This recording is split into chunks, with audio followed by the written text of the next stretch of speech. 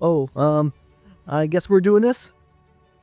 So, Pokemon Scarlet and Violet. What could I say that hasn't already been said 1,000 times before? I've been putting off this review for a while, mostly because I wasn't sure if I could add anything useful to the conversation. I also wanted to make sure I fully beat the game, and then both DLCs came out, so I wanted to beat those. Then I did the Pokedex, all the Terra battle events, all the shiny hunting, everything that you could think of in the game. I think I've done it. After I put over 200 plus hours into the game, so I think I'm finally qualified enough maybe to give my thoughts on the matter. You know, what it does really well, and not so well. But because this review has been taking forever, I also decided to cut it up into two parts so I could get each one out a little faster. So for this part, I'll be focusing on gameplay and design, plus looking at some of the new Pokemon they introduced that are my favorites. But enough stalling. It's time to hop on into this review with the subject that's the most important to me, gameplay and design.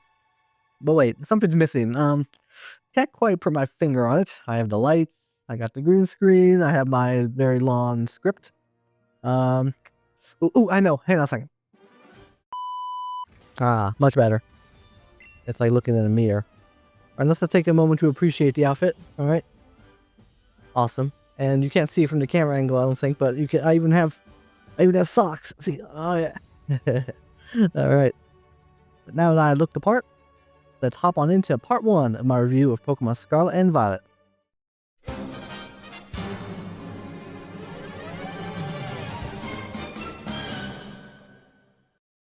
Let me start by saying I genuinely love this game.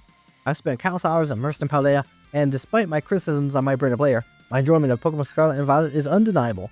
Whether it's tracking down rare Pokemon, hunting for items, or just getting lost in exploration, the game keeps pulling me back in. The thrill of Terra raid battles is another highlight. I've already done at least 10 times as many raids in Scarlet and Violet as I ever did in Sword and Shield, and I play a lot of Sword and Shield. There was just something so satisfying about strategizing for tough raids, training the perfect Pokemon to counter the boss, and finally pulling off a victory.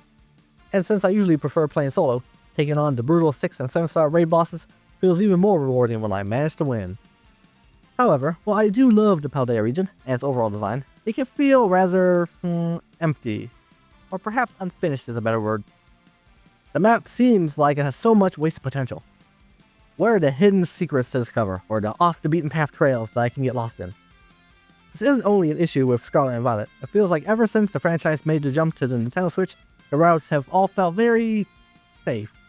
Maybe safe isn't the right word either, but you know what I mean. Take Pokemon Emerald for example. That game feels like it's bursting at the seams of content. Whether it's the amazing post-game that is the Battle Frontier, or the Reggie Caves scattered across the region. It feels like it's easy to miss out on huge pieces of the game if you don't know where to look. And that makes the act of discovery even more satisfying. Scarlet and Violet tried to add something like this with the Treasures of Ruin, but it just feels like a watered-down version of the Reggie puzzles. And by that, I mean they aren't puzzles.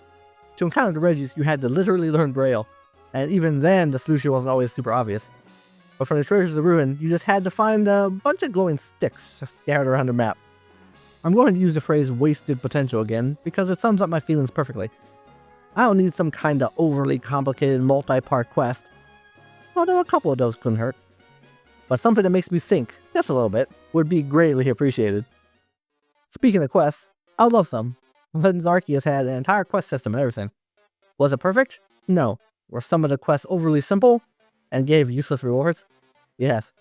But at least it was something. I was really hoping Scarlet and Violet would finally give us a more fleshed out quest system.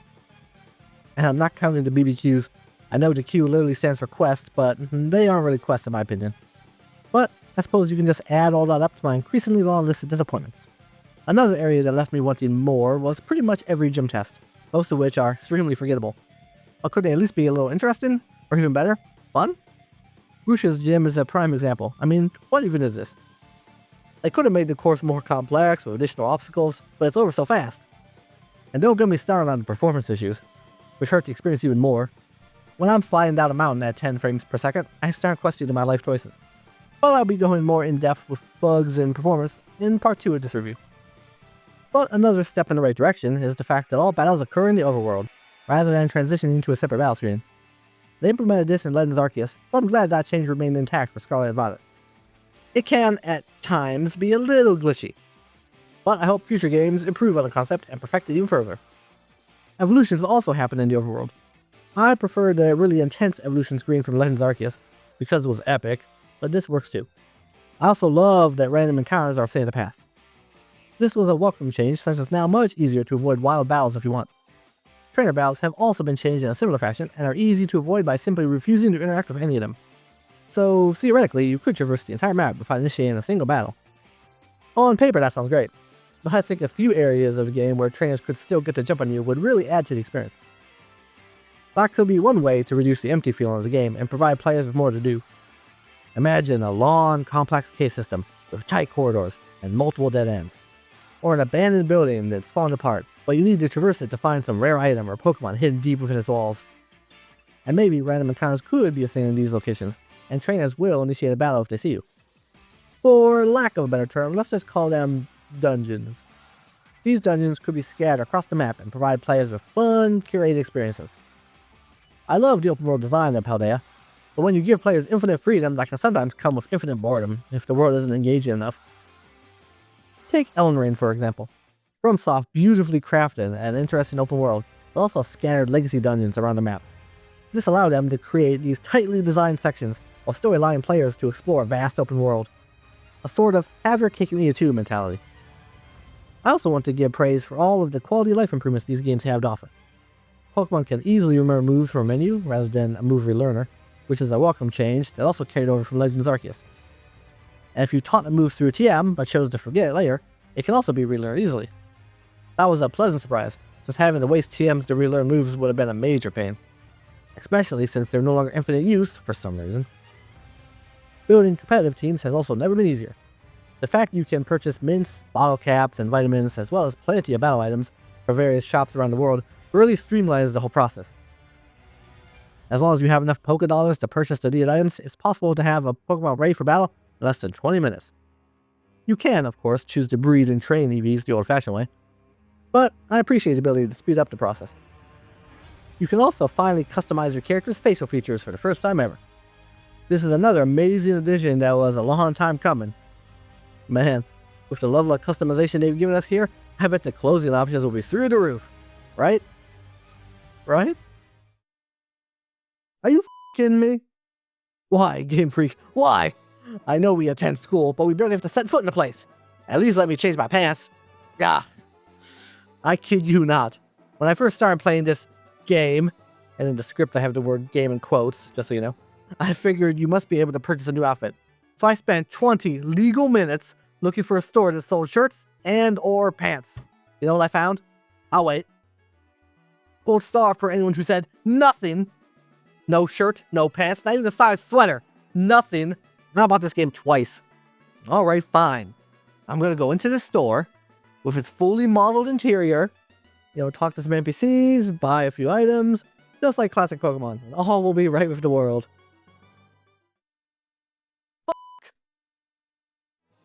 Let me get this straight. Are you telling me that the only store with an actual interior is this glorified Subway over here? Is that why you made all the Pokemon Center's gas stations so you didn't have to model the inside of one? Ugh! And I bought this game twice. Okay. Maybe stores were too cumbersome. Slowing down the player and interrupting the gameplay, fine. But surely you can enter people's houses, intruding on their right to privacy, as is tradition. What? No! Oh, okay. I bought this game twice. We've had fun here today. But in all seriousness, the lack of building interiors really hurts any sense of immersion the game is trying to convey. I mean, I don't need every door to open, even though that would be nice, but at least some of them. Levincia has these amazing skyscrapers. Wouldn't it be awesome if you could, I don't know, go inside and climb to the top? Maybe even fight some traders along the way. There could be some NPCs with interesting information to convey, maybe about the world or the town. But instead, everything feels like a cardboard cutout. It just makes the entire experience feel cheap. Where can you catch all 150 Pokemon? Got ya? On your Game Boy, that's where. Pokemon for Game Boy is here. With both packs, you can catch them all. Games and systems sold. But before we continue, if you're still watching, thank you for that. But while you're at it, why don't you also like the video and subscribe to the channel. And here's that chart everyone likes to show off. And it kind of speaks for itself. But now, back to the video. Grab Kellogg's Pokemon cereal with Pikachu, Oddish, Poliwhirl, and Ditto. It's crunchy, it's tasty. Okay, let's switch gears and talk about arguably the most important thing in any Pokemon game. No, not that. Yes, the Pokemon.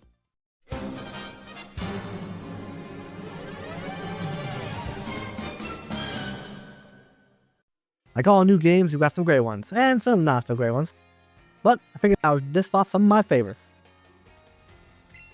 Coco. He's just a little guy. I almost always gravitate more towards the fire stars anyway. And he evolves into that, but then he has a glow up and becomes an awesome Skeletor. The best final form. Just look at it. It's on all fours and everything, unlike these other two. Tarantula, one of my favorite early rock bugs. Its evolution isn't really my thing, but this little guy is awesome. And its shiny is incredible. When they first revealed this little guy, it was love at first sight. I still think its evolution should have been called Doberman, but I digress. Smoliv and Dolliv. I like Arboliva too, but these guys are just perfect. I even caught a shiny Smoliv with the Destiny mark on my birthday. Annihilate. Super cool. Primeape finally got so mad it died. You hate to see it. But at least the resulting evolution is amazing. Cerulege. This one's a no-brainer. I mean, just look at it. It's basically Mega Man from Battle Network, and I'm here for it.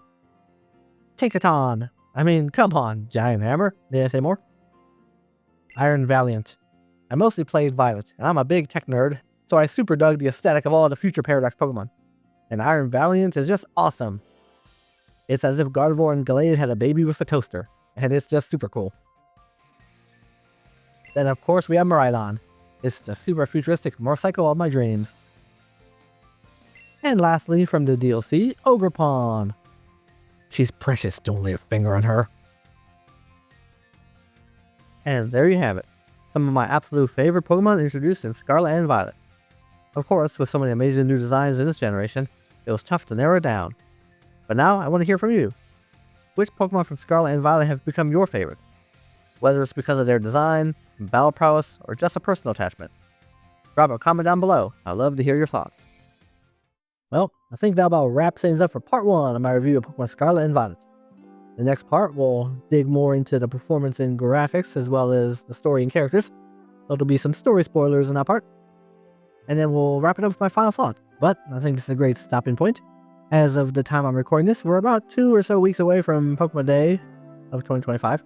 And I'm sure we'll get to see some awesome things. I did a prediction video, so I highly encourage you to check that out. But I hope we see more about Legends ZA and maybe some other little surprises, but we'll see. I'll be posting my reaction day of, so I can't wait. That's super exciting. And hopefully by then I'll also have part 2 of my review posted to the channel, so make sure you stay tuned for that. But for now, I hope you'll have a wonderful rest of your day. Stay safe out there, and I'll see you next time. Bye. Wake up to a brand new day.